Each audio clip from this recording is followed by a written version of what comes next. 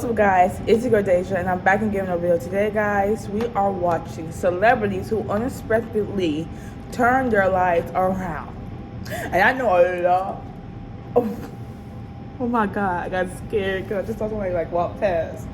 I was gonna say I know a lot of celebrities who turn their life around and who really fucking didn't.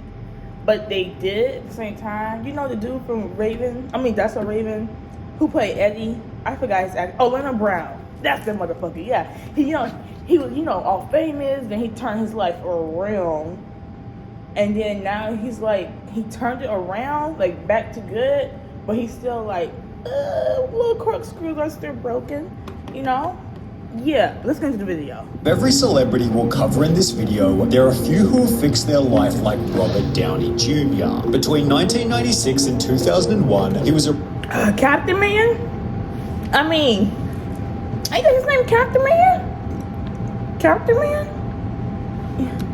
arrested on 6 separate occasions for some crazy different reasons. By this point, he'd already been a famous actor for roughly 10 years, although this didn't stop a judge from giving him 3 years in prison. Upon release, he managed to land a single TV show role, which he was then fired from after police arrested him again, this time for walking around LA under the influence without any shoes on. Given this also resulted in Robert Downey Jr.'s divorce, it's no surprise he'd state it was my lowest point in terms of addictions. At that stage, I didn't care whether or not I ever acted again, although thankfully this didn't happen. He'd appear on Oprah stating, and I said, you know what, I don't think I can continue doing this. And I reached out for help. Always in my videos. It's not that difficult to overcome these seemingly ghastly problems. What's hard is to decide. Although with his reputation in the dumps, the only role he could land was in an Elton John music video, and when he did return to the big screen a full 2 years later, producers withheld 40% of Robert Downey Jr.'s income to ensure he wouldn't relapse midway through filming. Only 7 years after being released from prison, Robert Downey Jr. was cast as Tony Stark in Iron Man, which grossed almost $600 million at the box office and paved his way for another 7 Marvel movies, although Samuel L. Jackson's turnaround might be even cooler. He met his alcoholic father only 2 times in his life, and having grown up in a broken home, it's no surprise that Samuel L. Jackson became an alcoholic himself. In his early 20s, he was booted from 2 plays on Broadway for his substance abuse problems, and by his early 40s, he was still an unknown actor with no money and a heroin problem. Samuel L. Jackson finally attended rehab at the age of 43, and amazingly, only 1 week after doing so, he'd star in a movie called Jungle Fever, which just so happened to be his major breakout role. Once I got clean, everything kind of changed. The correlation between my career changing and me getting straight is very clear. In just a couple of years after getting clean, Samuel L. Jackson starred in Jurassic Park, Star Wars, and Pulp Fiction, which then turned into another 6 Tarantino movies and his role in every single Avengers film. Despite finding no success until the age of 43, Samuel L. Jackson has grossed more than any other actor in human history, with Robert Downey Jr. being right behind him in rank number 2. This is good evidence that success is but Downey Jr. He was in 67 movies? That's a lot. 44, 33, 25, 55, 32. That's a lot. That's a whole bunch of movies. Right behind him in rank number 2. This is good evidence that success is proportionate to struggle, which is a point often talked about by Oprah was on drugs too? She was born to a single teenage mum who was living off welfare on a farm in Mississippi, and as a result, she was primarily raised by her grandmother, who dressed Oprah in stitched together potato sacks and whipped her for reasons as petty as playing with the family's drinking water. You get whipped, then they'd be annoyed that you were still sulking about it. You better wipe that frown off your face. It's therefore no surprise that Oprah had run away from home at the age of 13, although this would lead to her first job as a part-time news reporter, which she was then fired from shortly thereafter. I only came to co-host a talk show because I had failed at news. With nowhere else to go, Oprah joined one of Chicago's lowest-rated TV shows, which then became the city's highest-rated talk show less than 2 months later thanks to her presence. Her contribution was so important important, the show was not only named after her, but would also become the most popular talk show in American history only 2 years later. In 2003, at the age of 49, Oprah ranked as one of the world's 500 richest people, also becoming the first black billionaire in human history. And while that's a redemption almost impossible to top, Fergie might come close. Despite graduating from high school as a straight-A student, Fergie began using crystal meth every day at the age of 26, causing her to drop down to 90 pounds or 40 kilos, stating that the drugs thing, it was a hell of a lot of fun until it wasn't, given she experienced psychosis, dementia, and even hallucinations on a daily basis. I started getting really paranoid. I went one day into this church, and I thought that the FBI and the SWAT teams were outside of the church. Although this episode in the church also happened to be her turning point. And I said, cocaine, if I go out there, cocaine. the FBI and the SWAT team's not out there, then it's the drugs, and I'm stopping. So obviously I went outside of the church, and there was no SWAT team. Did you keep your promise? I kept my promise. That was it. That was it. Fergie kicked her meth addiction in 2002, just months before joining the Black Eyed Peas, where she'd find unbelievable success with Where's the Love only 1 year later. Fergie has since had a child, built a net worth of $45 million, and is almost 22 years clean. But while Fergie had to wean herself off only one drug, Drew Barrymore had to do so with many. Despite coming from an extremely famous Hollywood family and landing one of the lead roles in E.T. at the age of 7, Drew Barrymore was an alcoholic by age 11, a drug addict by age 12, put in a mental institution at age 13, and was legally divorced from her parents by her 14th birthday. She was therefore blacklisted. How you get divorced from your parents? Like, is it a thing where your parents? I used to know what the word was called, but it's called something where your parents, like, I think like they give their rights for you, not like adoption to some shit like that, but like you get to live on your own at like a young age.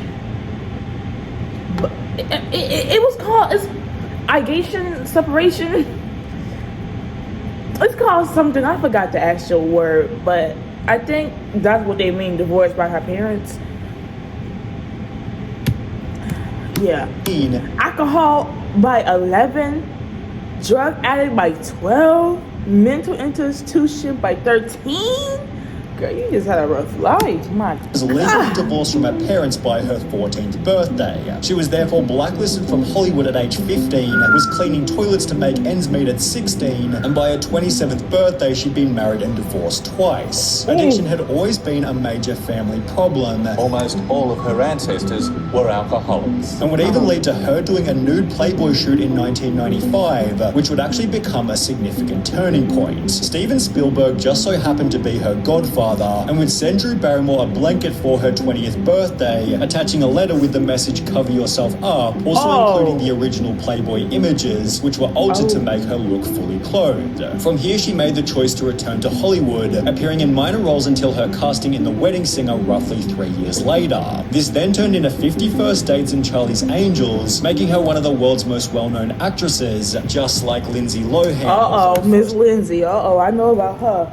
Her cocaine addict. I know about her, Miss Lindsay.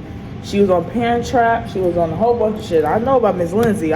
Slightly different reason. The Parent Trap gave her worldwide fame at the age of only 12, and by her 20th birthday, she acted in over 30 productions. However, it'd be during one of these movies called Georgia Rule that a letter was leaked implying that Lindsay's life was spiraling out of control.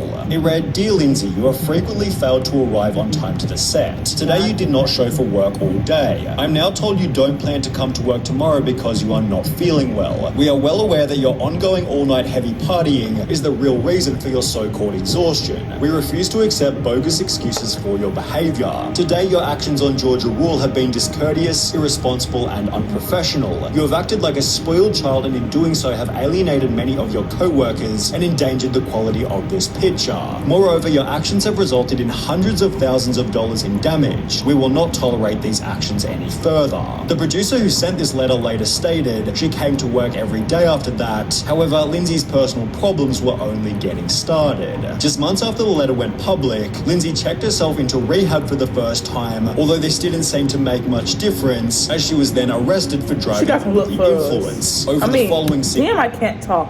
She got some lip fillers. You can tell. Like, yeah, you can definitely tell she got some lip fillers.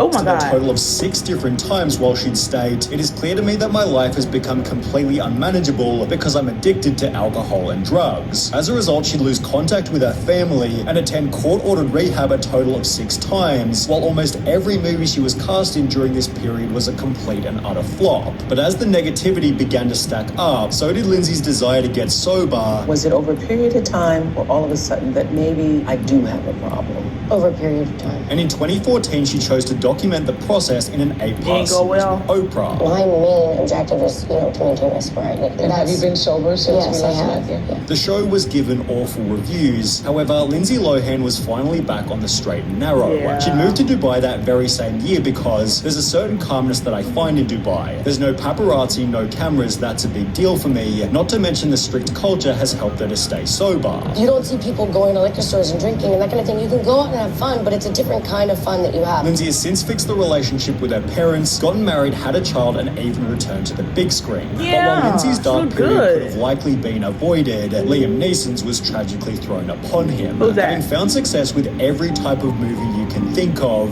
Liam Neeson and his family had seemingly the perfect life. However, on the 18th of March 2009, all of this changed unexpectedly. Liam Neeson's wife, Natasha Richardson, was taking a beginner ski class in Canada when she fell and hit her head. The fall wasn't bad enough for her to ask for medical attention, so she'd simply return to her hotel room and tell Neeson she'd taken a tumble in the snow.